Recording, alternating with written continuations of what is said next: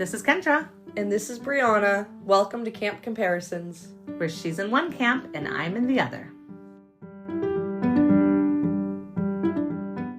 Okay, quick update on the spoilers, because as I went through the other episodes, it was pointed out to me by my husband, and now you pointed it out, that we do kind of give light spoilers about things that happen in the other books that we don't really put a spoiler warning for. Mm-hmm. So I'm just going to clarify that if it's not a main, like, on the main plot line of the 5 books, or about, like, one specific character's, like, you know, like their main goals or whatever. Yeah, or like their character change, or like something important that happens in their life that really changes their character, then we just won't give a spoiler. If it's just like Percy and Annabeth, they end up together, it's like, that just like is too obvious to like to give a spoiler every time we mention it, or like just something light, we won't. Right. So if we mention something like, oh yeah, I remember they went on that quest to the blah. Like, we're not saying what happened to the quest. Yeah, or like they went to the Hoover Dam. It's like, yeah, it's just. We talk about that stuff a lot, so we're not going to do, like, mini spoilers every single time. But that's just for the first 5 books. Like, anything we talk about that has to do with, like, Hero of Olympus or... Yeah, if we bring up anything about Heroes of Olympus, main plot lines, main character changes, anything like that, we'll give a spoiler warning for. But anything else, we'll just brush right by. Don't think too much about it. Okay, good. All right, so just as a recap, last week we covered the creepy echidna. Yeah. Annabeth's desire to be an architect that wasn't shown in the TV show, but is there. Classic. The scene in the museum, and why Percy wasn't getting any better, even though he was being splashed by the fountain. Right. And then we talked about how much we disagree with how Athena was acting. Yeah. How she was being portrayed. Yes, she was. In this TV show. Too emotional. Too quickly. And just a swear word. Yeah, she was... It was definitely interesting to see her like that so early on. Yeah. Okay. So where did we end off? Well, we ended off right before they got out of the elevator at the top. They said, well, Athena's not going to help Percy get better at the top. Because, right, they're going to pray to her to help heal Percy. Yeah. And they're like, that's not going to work. But Grover's like, that's not even our main concern. Clearly, Echidna and the Chimera are going to be right behind us. And then they're like, we're just going to have to fight it out. We literally have 8 minutes left of the TV show here, so we'll see how long it takes us to talk. But yeah, so they get out of the... so they decided, okay, we're going to have to fight her, right? We're going to have to make our stand up at the top, and then they walk out, and they're like, oh no. There's a bunch of mortals everywhere, because of course... Why they didn't think about that, because it's the arch, and they just have a lot going on. They weren't, they weren't expecting to fight at the top, so they just weren't thinking about it. This is where they do their classic move of pulling the fire alarm, which I feel like they do... for the rest of the series, whenever they're like, oh shoot, we need to fight in this museum or wherever they're fighting. What do you mean?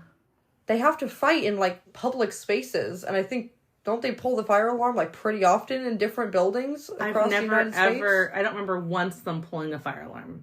I feel like this has happened. How else do they, like, sometimes it's not before the fight. They were way smarter in the TV show. But there's definitely times that a fight has broken out, like, at a museum. This happens in the next book.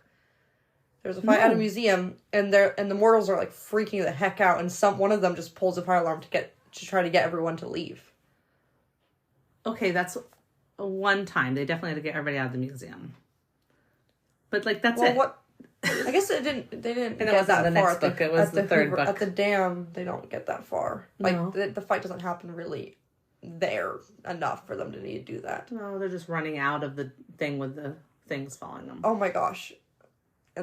I promise you, if maybe there was a fire alarm in that one museum scene, they definitely had to try to get everybody out. But I thought it was just like Grover trying to get everybody out. But it is a classic move. Maybe not a PGO classic move, but it is a classic move in general. You got to get a bunch of people out of something you pulled a fire alarm. That's what I'm thinking about. Like, I feel like I've seen this a lot of times. Yeah.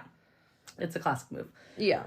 Yeah, it was interesting. I was thinking about this because it happened so differently in the book. I feel like I have to be critical about this, and I'm sorry. But, like, in the book, they went up and they all got to ooh and ah and enjoy the scene. And then it was, like, time to go. And it was, like, the last, like, that was it. Like, they were closing the top. It was time to go. Right. And obviously they had to get back to their train. I assume that worked out. What would have worked out if anything else didn't go wrong. And the elevator was, like, Annabeth and Grover got in, and then Percy realized, like, oh, the elevator is going to be too full. I'll stay up here. And so Percy and Annabeth went down in Percy the elevator. Grover. Sorry, not even Percy. Oh, Annabeth and Grover. Wow. Annabeth and Grover got in. Percy's like, oh yeah, there's no room for me. And they're like, oh, we can get out. And he's like, no, because there were still people waiting. Like, he didn't want to like cause the trouble. He's like, no, you go down without me. But the woman with her little chihuahua was still waiting for an elevator. And that's when, once they go away, that's when she approaches and... How did Grover not smell her? Yeah. I mean, he was complaining about the smell of monsters when they were in the museum because it was an underground museum. Yeah. And he was saying, well, underground always smells like monsters. That's the thing, right? Right. But I don't know. Maybe because it was outside and there was air. No, I don't really. That doesn't make any sense. They're not outside. They're at the top of the arch. The top of the arch isn't exposed. I know. Oh my gosh. I know. I'm so sorry. I've read these books so many times, and I never knew what the arch was, and I thought they were on some kind of outside platform, which it doesn't make any sense. No. And it wasn't until this movie, and then I actually like looked at pictures online. I was like, "Is that really what it looks like?" That I realized they were inside in the arch, like not on like some kind of balcony. I don't know what I was thinking. I'm really sorry. I've never been there. Okay, I've never seen the arch. Funny. I never really thought about it. I just always had this picture of them being in this big open space. I know, isn't that crazy? They're inside. And that's why I automatically went back to my original. That's why, like, when you read these books so many times and you have such like a stuck, like you have your own movie in your head every single time. That's why, if anybody wants to know why, you know, fans are so critical of movies and TV show adaptations, it's because of that. Like, we have our own movies in our head, and we can't do that. No, but not for every single person. It's never perfect. So until we get those AI chips in our brains. Oh, and then as you're reading, it can AI generate your thoughts into the movie. Wow, I cannot wait.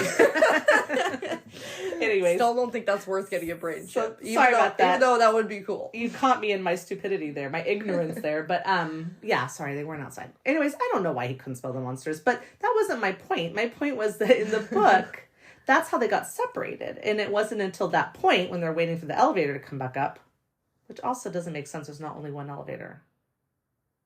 Is there? If you look at the picture, okay, whatever. I've never been there. Okay, I'm not going to talk about that because I don't know. But I don't know about that one. Yeah. However, that's how it all happened. He was stuck up there. The monster starts growing big, and it gets between him and the exit, so he can't get out. Yeah. And they fight. Right. Well, here, they literally get to the top of the arch. They decide they're going to fight instead of just going back down. Going back out and leaving. Well, maybe there is only one elevator. No, because okay, fine. But if you go up and you go over, remember, then there's the staircase on the other side, and they could have just left that way because she came up the elevator side. They could have decided let's not fight at the very top of an arch. Let's get out. Let's go down to an open field and fight there with all the people escaping, which is better. Generally speaking, because mostly monsters don't. I guess the Chimera shrunk back down to doggy form to get in the elevator. Oh yeah, must have. My point being is it made sense in the books, and in the TV show, I was like, that didn't. Yeah, well, they just decide there's nowhere safe for them. I do think that their thought process of like we're gonna have to fight was true, but it just seems like it's a weird place to pick. It's like, seems like a very unsafe place to pick a fight. With a fire-breathing monster. I mean, come on. And such an important monument, and like, we're going to fight with this monster. Anyways, so... That's a great point. As I was watching that, the whole time I was like, there's an exit right there. Why are you guys doing this? Like, I was like, okay. I just remember when Annabeth is like, listen, you guys go, like, bring him to a river, whatever, like, you'll... In the TV show. Yeah. And she's saying all that. She's like, I'm going to fight... And they were like, okay. I mean, they weren't like, okay, but they were like, oh, no, but like, okay, whatever. Like, this was clearly going to be the plan. Well, Percy was like, no. Grover was like, okay, and started like dragging him. Yeah, but then it seemed like even Percy gave in. Of course, this is right before he like pulls the, switcheroo. Pulls the Percy. But I just remember us watching it for the first time being like, I know. What is happening? Like, are they actually going to give this entire fight to Anne? How would that even work? Because how would she be saved at the end? Because she's not... Oh, I know. What is happening? Were very worried that they decided to change it to Annabeth being the hero here. No problem with Annabeth being a hero. She has plenty of times to be a hero. Definitely. It was just this particular scene that didn't make any sense. And it would have been like, so weird. What is happening? So when that was happening, we were both very vocal. I was very vocal, at least. I'm not sure how vocal you were. But I was just loud. Sitting there like... I think I was too loud to hear if you said what is their plan? Like, I just couldn't figure out where this was gonna go, which is the same thing I thought on the train. I was like, are they gonna just fight on the train? Like, it's been multiple times, which I think is genuinely the point. Like, I think we were supposed to feel those things. Yes. To have that anticipation of what's going to happen. I didn't mind it. And it worked. I didn't mind it. It did keep us on our toes. We weren't just like, yeah, and now this happens. Oh, look, it happened. Yeah. And so now for season 2, we're gonna be even more prepared to, like, know that things are gonna, like, go different. But we also have the reassurance that it's going to go back to the way it's supposed to be. Hopefully. And I will probably still yell at the screen. Yeah. Just because that's what I do. I might watch every episode, like, beforehand one time at home and then come over for the watch at your house.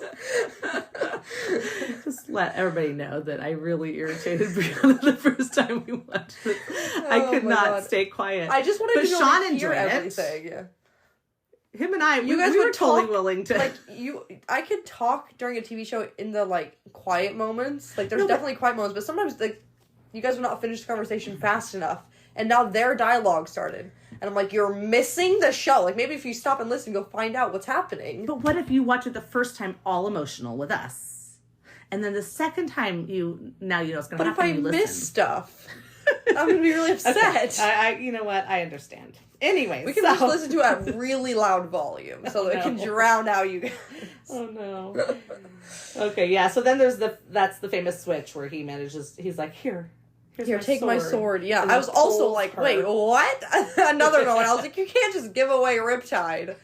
Anyways, well, it was just for that moment. I guess, but I just had many concerns. She did, and then he pulls her in and shuts the door. Which again. That is 100% Percy. Percy would not leave Annabeth to fight. But also he's not smart enough to... Maybe he is. But, like, he doesn't usually do it like that. He would just be like, no. Just no. Yeah, I don't know. But I guess if she was really arguing hard... I mean, she'd have a good point because he was already poisoned. Yeah, but he was still poisoned. I don't know how he could have thought that well through that whole thing. And that's the other thing, too, is he's not poisoned in the book until halfway through, or like... The fight. Or maybe like... the fight is not even a fight. In both cases, it's not a fight. It's a chimera trying to kill a demigod who has no way to live. That's what it is in both cases. There's really no fight. The chimera doesn't get hurt one little ounce. Even in the book, his sword clashes against it, like clang, you know, like... Oops, ow, it was a fly. I don't know. So it really isn't a fight. And it's such a short thing in both the book and the TV show, really. So it's just, but he does get like poisoned with his tail. Yeah, so you were before this one tiny thing that isn't that important, but I noticed that Grover is like supporting Percy's weight, when he's not feeling well. And it reminded me of the very first episode. The very first episode when Grover hurts his leg in the car crash and Percy's supporting him the same exact way as they're climbing Camp Half-Blood Hill up to Thalia's tree. And then now it's Grover supporting Percy the same way. Like, they had their arms around each other the same way. And I was like, hey, that's kind of cute. That's funny.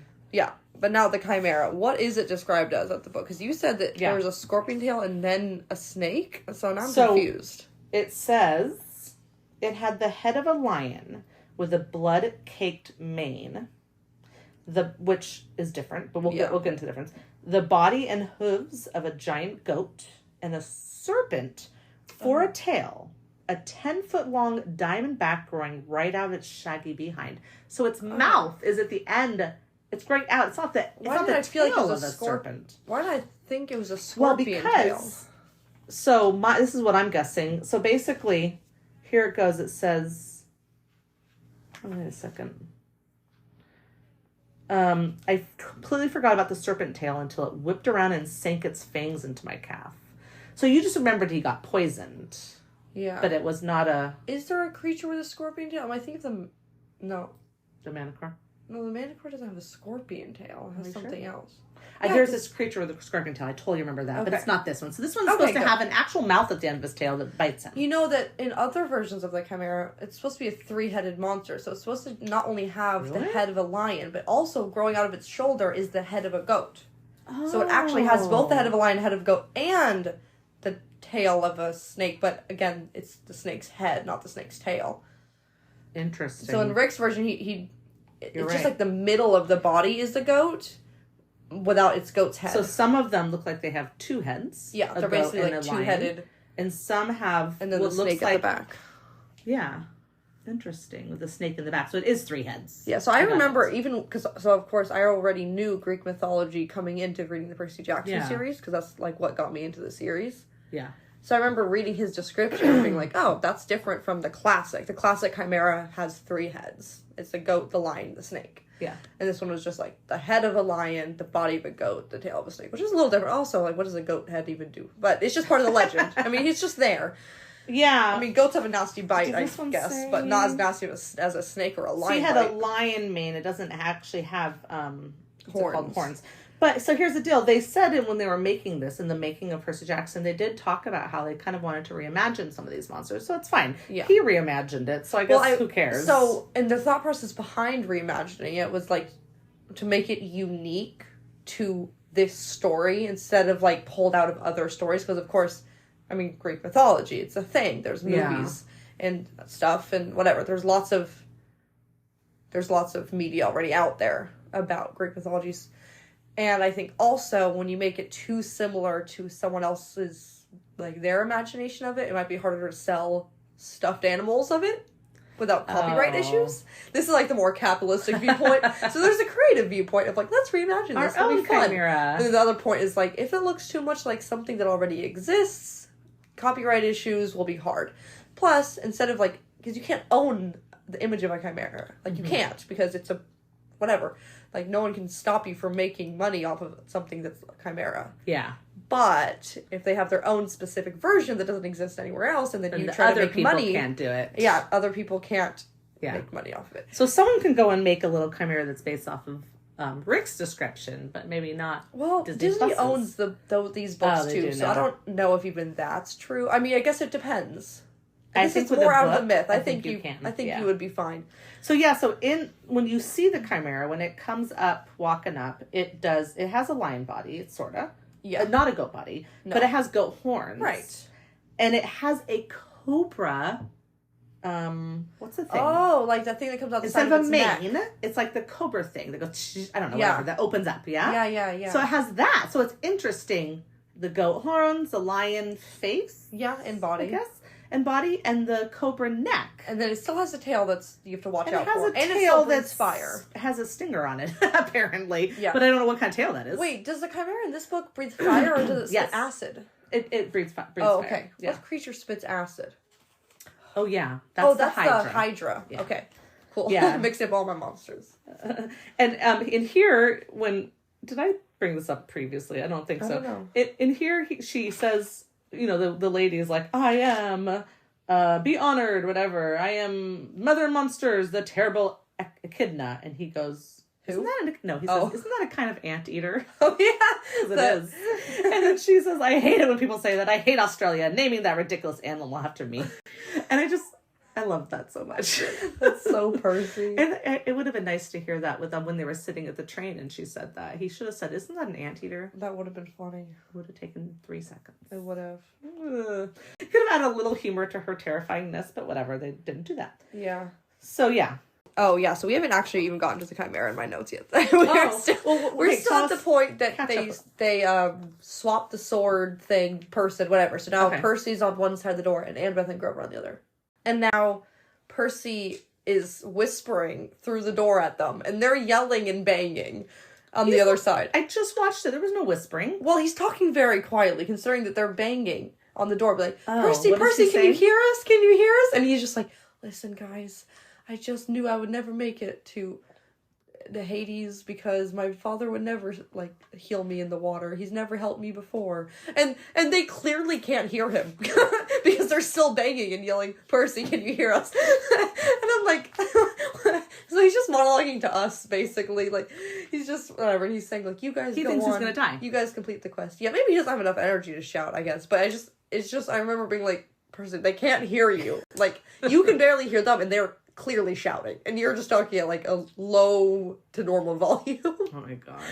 But he does say that he never helped me before. So right now he's in Athena's temple where Annabeth had just said that it would be a good place to maybe even get your father's attention, right? And he's saying this line, he's never helped me before, he was not going to help me now, he's not going to save my life. And obviously he really comes through for Percy at the end of this episode, like, in a big way. Bigger than even maybe in the book, because in the book, the river was right below him. Yeah. Which isn't accurate.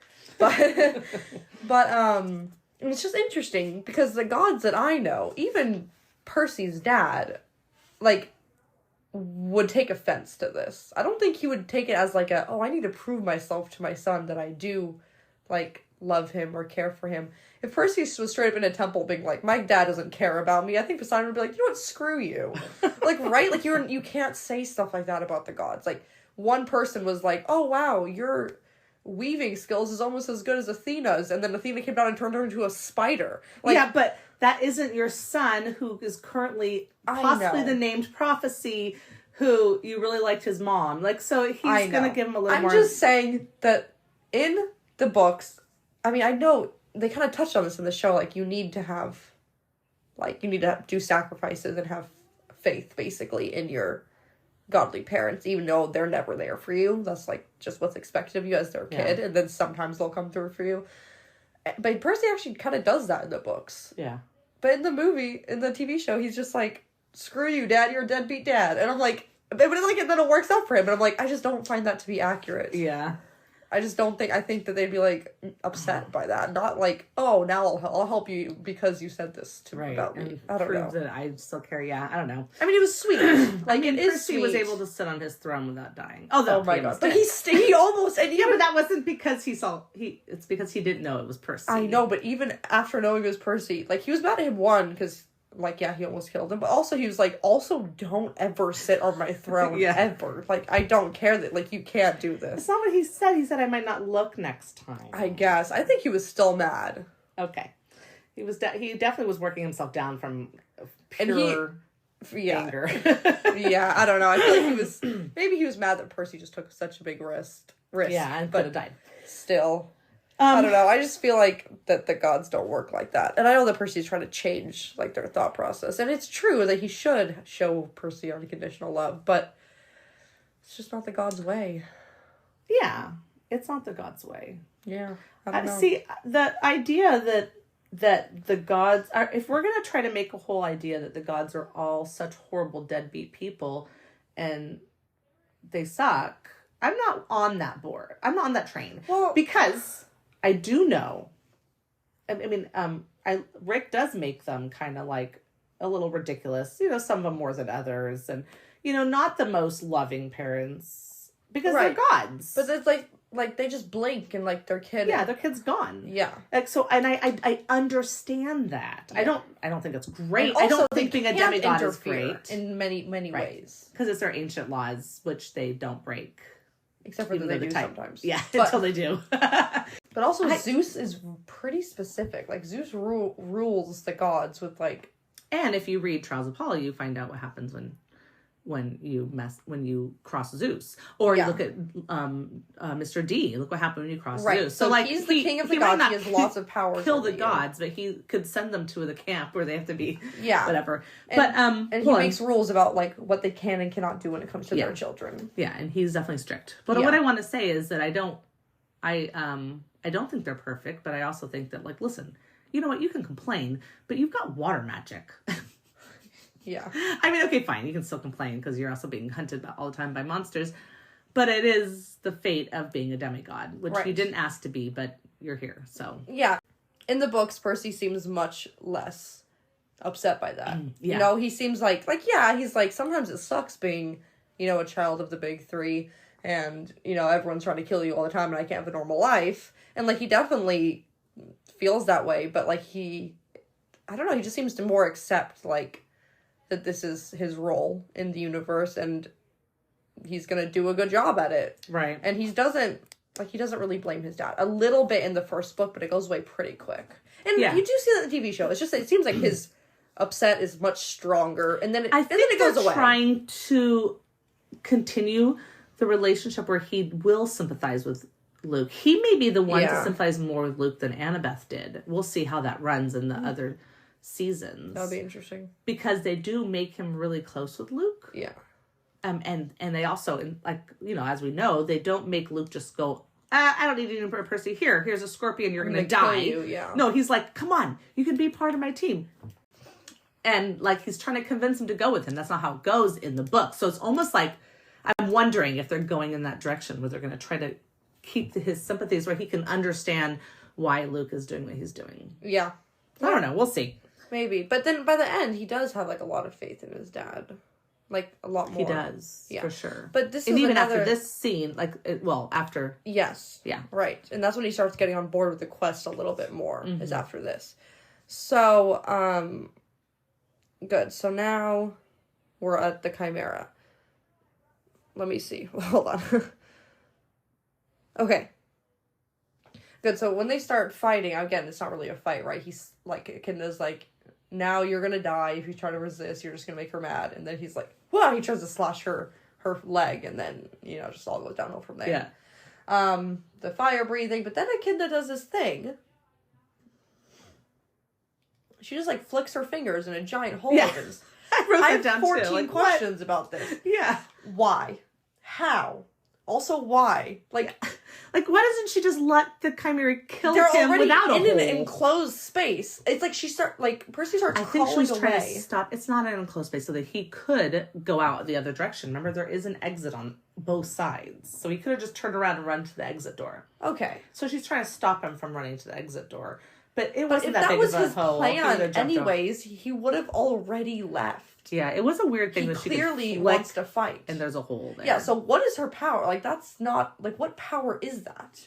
Power it is the what? Power of the movie, the screenwriter. Yeah, because like, people are definitely very powerful in Percy Jackson, but their powers all have, like, not only limits but also explanations. Like, they can control the wind, or they can control the earth, or they can control, So what is her power? Like, just whatever she wants? Like, yeah, I don't know. Or what is it called? Not telepathy. Is it telepathy? Whatever thing where you can, like, control objects with your mind. Like, is that her power? Like, there's no explanation for how she just does this very powerful move where she tears a hole in, like, a giant, very well-built thing. Yeah, I don't know. Like, in here, it's the Chimera that's fire coming out of its mouth, burnt a big hole in the side of the arch, not the ground of the arch. And by the way, I would just like to point out, now that I'm looking at this again, I don't know why I thought they were outside, because it literally says the Chimera was so tall its back rubbed against the roof. So excuse me for somehow reading this. You just read so fast. So many times and thinking something different. Anyways, so yeah, there's a side, and that's the thing too. Is like I literally just, like, pictured. So she or he or whatever. It was melted. Book. Yeah. Melted glass, blue. Melted metal and. So I guess the other side, not the side that has the glass-looking device, but is it on both sides? I don't know. That's what it says here. And then clearly Rick also didn't know everything about the arch, because he did think that the river ran below it. Is it all glass, or is there some in between? Well, like No, it's not like one sheet of glass, but the in-betweens are just, like, little. Yeah. Well, I don't know why, since they already showed him torching the whole place, why they didn't just have it melt fire. And that would show, like, how strong his fire breathing ability was, instead of it just, like, barely burning the carpet. Yeah. And this is when the serpent, at this point in the book, is when the serpent sinks its fangs into his ankle, and that's where he gets the and then he was like, poison. I completely forgot about that, whoopsies. And now he's poisoned as well. Yeah, and he lost his his sword went out the window. Flew out the hole. the maid spitting window. out of the hole in the arch and down toward the Mississippi River, which we do know is not correct. So in the book, he makes it seem like the river's, like, right before the arch. Yeah, which is not true. So, well, we'll get to that when we get to on the TV show. But yeah. Yeah. One thing she says, and I don't know if I said this before, maybe I did when we first talked about her, but she said that Lord Zeus sent her. Did we talk about that? Lord Zeus sent her, and in this case, they're not making it Zeus sending. They don't know who's, like, in the TV show, we don't know who sent her, except for we know that Cronus is like, she's coming. Yeah, exactly. Okay. Yeah, so we talked. So she doesn't say who sent her, but in this case, it is actually Zeus sending him, which again doesn't make any sense. Like, let the poor guy go get he's on a quest to get your bowl. They think he just stole it. He already has it, and so they don't think that he's actually doing anything. Maybe he's, like, running to go give it to Hades. Yeah, exactly. Okay. See, that would make sense why to kill him. Okay.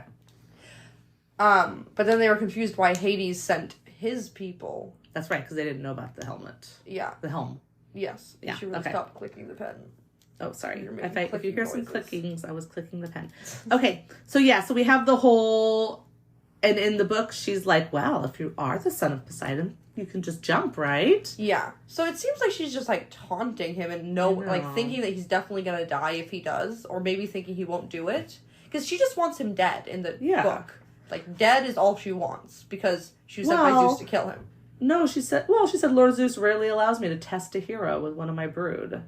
Yeah. So it's almost like, if you die, so bad. If you don't, hey, look at that. Maybe you're not so bad of a hero. Because she says here, like, haha, they don't make heroes like they used to, huh, son? Yeah. Like her son, the Chimera. Yeah. The Chimera. Yeah. So, that's her motive there. She wants him dead, and I genuinely think she doesn't think he's going to survive the fall. Yeah. Even as a son of Poseidon. Because first of all, it's a river, not the ocean. Yeah. And second of all, you're really, really, really high up. Yeah. Like he says, like jumping from that high up would be like jumping on solid asphalt. Right. So. And also, if you know the actual geography, you'd realize you can't make that jump. No. Not without the water is too far from the arch. Right. So confusing. I mean, not that confusing. It makes more sense in the book. But in the TV show, I don't get why she would, like, even let him fall down the hole. Doesn't she want her Chimera to hunt him and then eat him? Yeah. It's like, we're just going to let him fall. Like, isn't that stupid? Like, okay, yeah, they want him dead, but more importantly, she wants her Chimera to hunt. So the hole doesn't make sense for a second reason, because why would she be okay with him falling? Maybe at the end, she's going to take the Chimera home and do, like, one of those reviews of, like, how you did on your hind. Like, okay, good. But she's the one that made the hole. Like, it's not the Chimera's fault that there was a hole there. Give him some grades. Or her, depending on book or TV show. I don't know, because also, like, the Chimera's not even, like, trying to kill Percy. It's like, it, like, literally, like, okay, fine, it tries to torch him, fine. But other than that, it just bumps into him, and that's when he falls out the hole. Yeah, well, it hits him with his horns. Yeah. Okay, fine. So he's being a goat for that moment. Yeah. Which is not very deadly. No. He's got this huge mouth. And fire. So maybe, like, the Chimera is doing a bad job at hunting, but then wouldn't Echidna want her to get more practice? Like, isn't that the entire point of what she's doing right now? There's more demigods, Brianna. I'm just saying the hole is stupid. The hole's stupid. No sense. And and when he fell in it was still holding on. They should have been like, okay, grab your tail, wrap around him and pull him back up so you can eat him. That's the point of this. Instead, she's just like, oh no, you never had a fighting chance. Too bad no one ever gave you one. And then he just, like, loses his grip and falls. Yep. Okay, good, so he's falling. Yeah, but the thing is the jumping out the window. Well, I mean, window's the wrong word, but, like, the side of the Chimera made window at the side of the arch. It's supposed to be jumped like on purpose. His show of faith to Poseidon. He's supposed to believe that this might be a chance of surviving. This is exactly what he says. Instead of the opposite of a show of faith, of like I'm just going to die, and Poseidon would never help me in a million years. Right. And so she's right. I was dying. I could feel my breath slowing down. Nobody could save me, not even the gods. I backed up and looked down at the water. I remembered the warm glow of my father's smile when I was a baby. He must have seen me. He must have visited me when I was in my cradle. I remembered the swirling green trident that had appeared above my head the night of Capture the Flag when Poseidon had claimed me. But this wasn't the sea, whatever. Yeah. And then he says, Father, help me, I prayed. And then he turned and jumped. So he prays to his father. He jumps. It's a sign of faith. That's the point of the jumping. He didn't just insult his father and then fall to his death accidentally. Yeah, you're right. It is, again, it's that little thing that maybe people who aren't breaking it down like us wouldn't care about. But no. But I just feel like that show of faith was really important for the relationship. It was. He should have become a pancake in the TV show. Yeah. But instead, Poseidon grabs the river and pulls it over in a giant, like, hand, I guess, and then pulls him into the river. And don't you get from this? Which is crazy power. That's way more powerful than just not letting him drown in the river or whatever. Sure. But don't you get that is Poseidon doing that to save him? Yes. Which it is, for sure. But we know that Percy has his own water powers. He could have, but he hasn't learned to use it yet. He does not know how to control them like that. That would be like an advanced move. Like, that's not... It's not 101. I think the only thing Poseidon did was make sure that the water didn't kill him on impact. Yeah. In the book. I think the only thing he did was make sure it didn't kill him on impact. Because Percy can already breathe underwater. This has already been established? No. This is where it happens. So it's the same in the TV show, except for without this that's his power anyways. It's not like Poseidon gave it to him in that moment. Yeah. Like, that's just the power he was born with. Somehow he's never realized that in all of his time as a kid, but maybe he's just never tried. Isn't to breathe in the water and walk down, especially if you don't know you're a demigod son of Poseidon. You're actually like, let's see if I can breathe this water. Like, I've never tried to breathe in water. Because in the TV show he's in water. It just shows his foot stuck, right? Yeah. And he's not trying to breathe. No. But in the book, the scene is so cool. Yes. Do you want to talk about it? Which one should we talk about first? Okay, well, I'll leave the one cool part to you. But first of all, it doesn't hurt when he hits the water. Second of all, the poison's immediately gone because water powers. Which I guess probably could have happened. But it is a flowing, natural sort of water, you know? Yeah. Then he realizes he's not wet. Right. And then what happens? Dry. Brianna, so then he's like, this? So he's like, I'm not wet at all. That's weird. Which I guess is like a new power because I'm sure he's been in water before. That's true. So this might be a new awakening of his power. Yeah. And he's like, wow, I'm not wet at all. And then he like looks around him. There's floating trash everywhere because it's the Mississippi River. And he just like picks up like a cheeseburger wrapper. Oh, a lighter first. Yeah. Okay, so he picks up a lighter and then he's like, just for fun, I want to see like, I guess because he notices his clothes aren't wet, right? Yeah, so like how far does this magic extend? So he lights the fire and it works. And it works. And there's a little flame, at the bottom of the Mississippi River. And then he looks around and grabs like a wrapper from like a cheeseburger or something. Yeah, it was like a soggy hamburger wrapper, and he said the minute he touched it, it turned dry. It's like it was that sitting out in the cool sun. To see. Yep. I know they would have had to use all. It would have been all. What's it called? And they just probably used their toll budget on that monster that we just saw, which was, by the way, we didn't mention this. We mentioned that it looked different, but it looked really gorgeous. Cool. It was gorgeous. It was well done, and it was really it moved well and everything. Yeah. Yeah. So that was cool. That was good. At least it wasn't like a crappy monster. Yeah.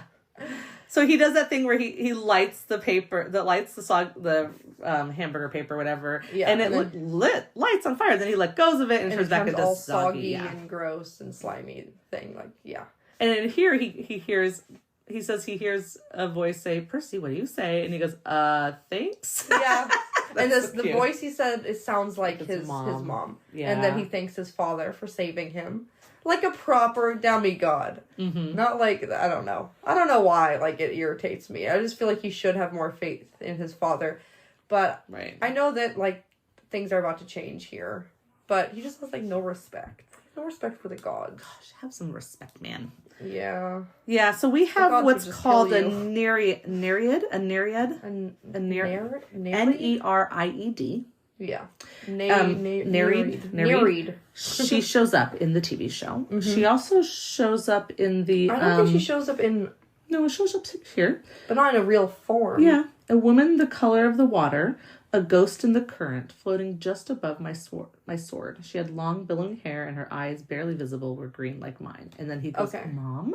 And she says, no, child, only a messenger. So here's a little data about these things. They're sea nymphs. Mm-hmm. They're female spirits of the sea.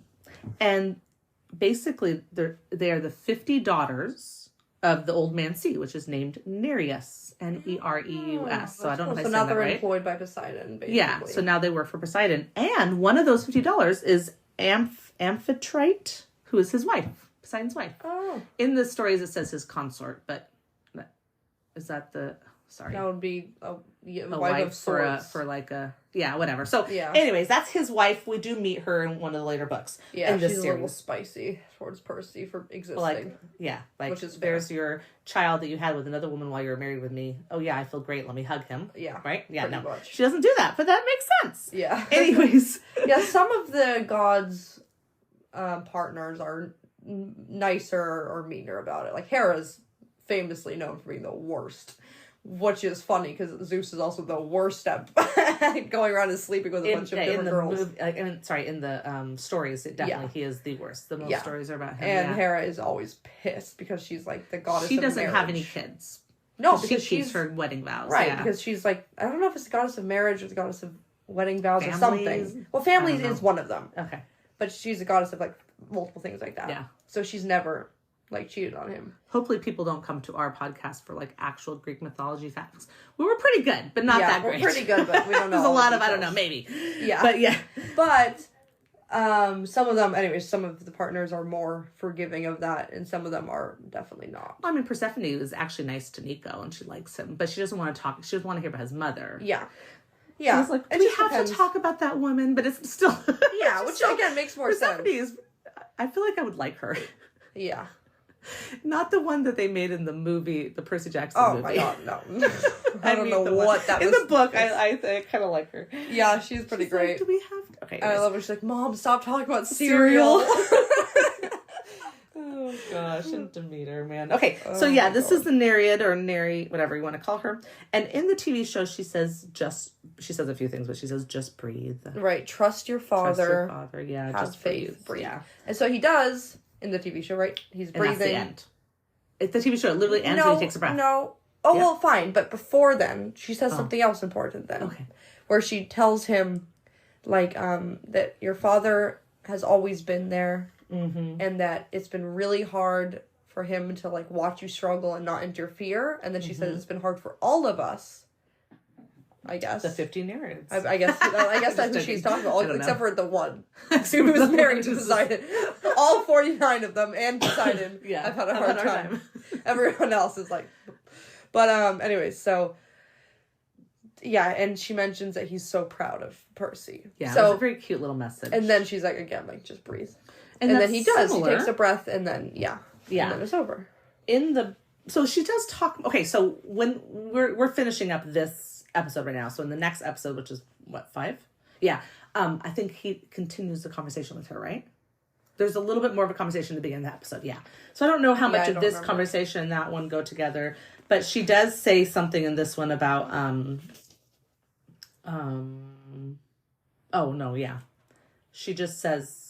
She doesn't say anything about your father trusting you. Or oh, no, she does. Never mind. Percy, take the sword. Your father believes in you. I thought she said something. So all she says is your father believes in you. And then she goes on to tell him to go to Santa Monica. But I think we get that message in the next episode.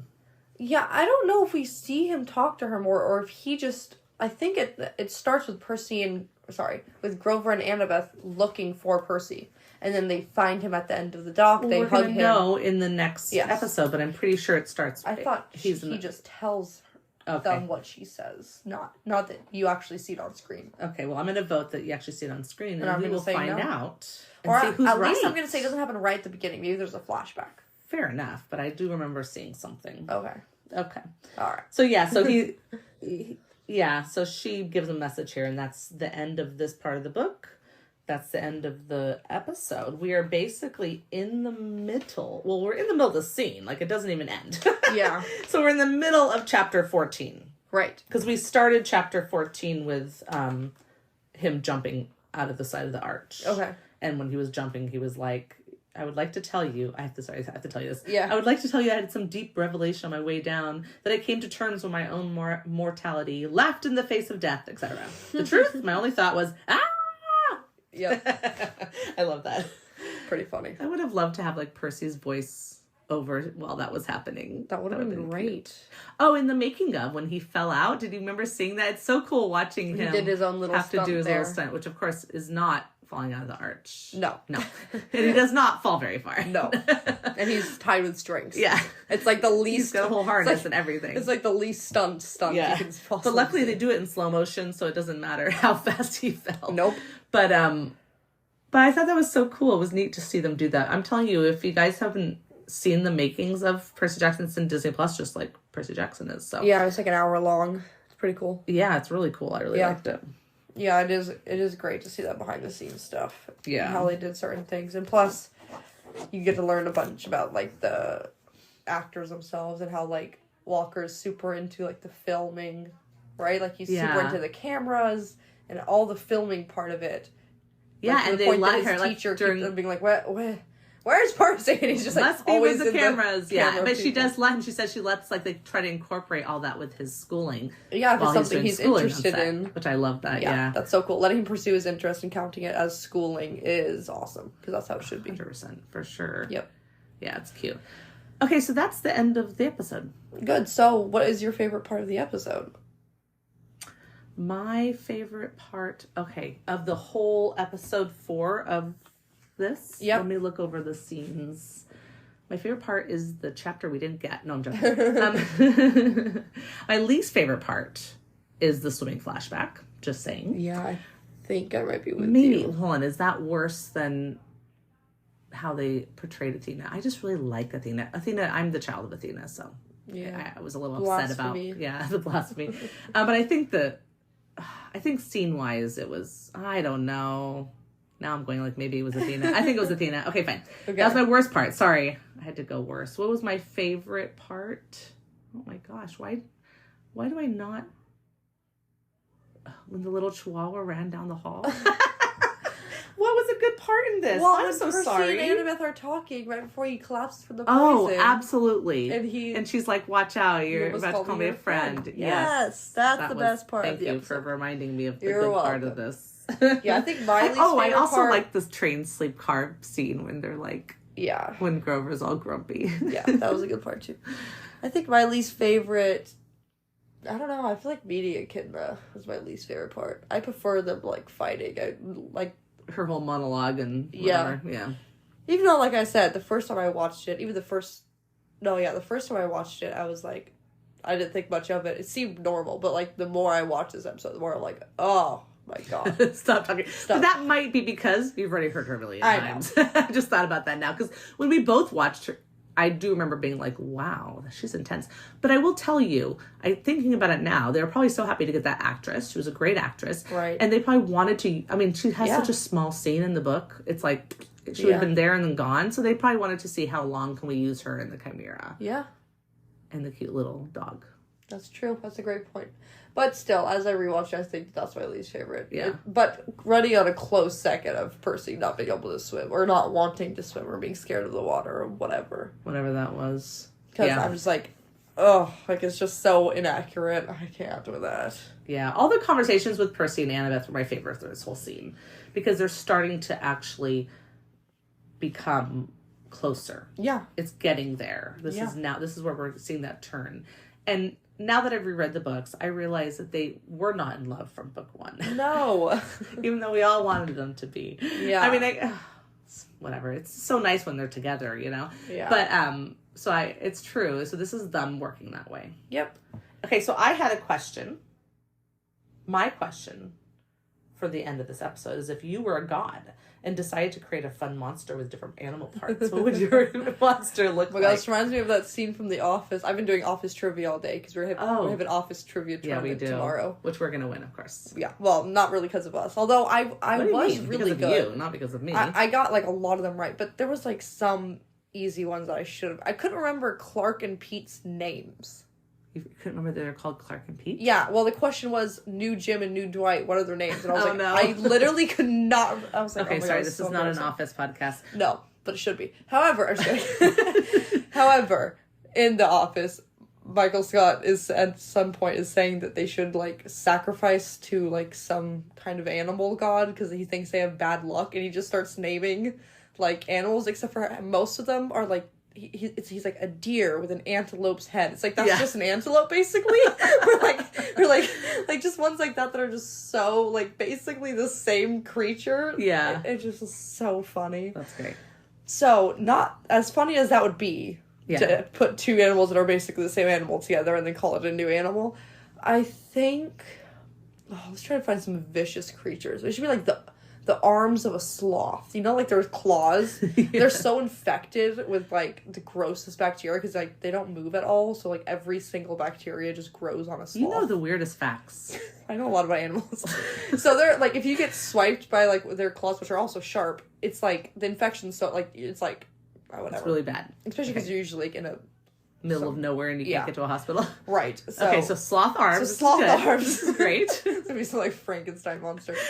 The bite you don't have to give a different, a different ear for each animal. An alligator head, because they have like crazy bite force. Oh my gosh. However, if you just shut their mouth, they also have a really like they can't open their mouth very well. It takes very little pressure to hold an alligator's mouth shut. Yeah. So it's kind of a downside, but it's okay. Its tail's gonna make up for it because the tail will be like a oh my God, what's that really venomous snake? Sorry, a rattlesnake? Sure, but that's not the one I was thinking of. Cobra? A black mamba? A black mamba, A black mamba. Okay, the tail of a black mamba, because I think a snake tail is, like, fire. Pretty cool. And then the main body, in the main body... Oh, wait, no, that wouldn't work, because it already has arms. It'd have to have just legs. What's a two-legged animal that runs really fast? A two-legged animal. A human. No, just kidding. Maybe just, like, some kind of monkey. Sure. Because then it has opposable thumbs on its back feet, too. There you go, yeah. I could, like, open a door with one back foot while that'd be good, because its front feet are only two claws. You can't do anything with them. So you would really need the legs of a monkey. That's amazing. Well done. You just created your first monster. Okay, so it would be terrifying. Is not going to look terrifying at all. Oh, okay. Okay, so it's going to look like a house cat, except for with a bunny tail. Oh my god. Okay? But it really has a porcupine body. So, except for it's down, so you can't tell until it comes out and goes, and all the quills come out, and they also, like, fly off its body and kill people, right? Yeah. Are they, like, poison-coated quills? Totally. Yeah. And if you know anything about cats, is they can look extremely innocent and gorgeous until they've ripped your, face off. Yeah. Yeah. Pretty much. In a split second. So they're really dangerous. You know... But let me just tell you. Okay. It makes me think of is it called the Glerkin in the Marvel series? I don't know what it's called, but I know cat that opens its mouth and eats everything. And it, like, has a really big That's, mouth. like, one of my favorite monster of all time. People are, like, upset, because, like, people who have been waiting since the beginning of Marvel to find out the crazy cool story of how of his eye. Like, some people were, like, genuinely mad that was the answer, but I was like, that is the best possible answer. Best answer. Like, it's so funny that the reason why he's kept it a secret is because he's embarrassed. Yeah. Like, that's the best reason to keep something a secret. Usually that's when there's a big secret, it's usually just, like, slightly embarrassing, and that's the only reason why. That's funny. And I thought that was so funny. But, you know, the thing about cats is that there's this person on TikTok who dissects, like, their behavior.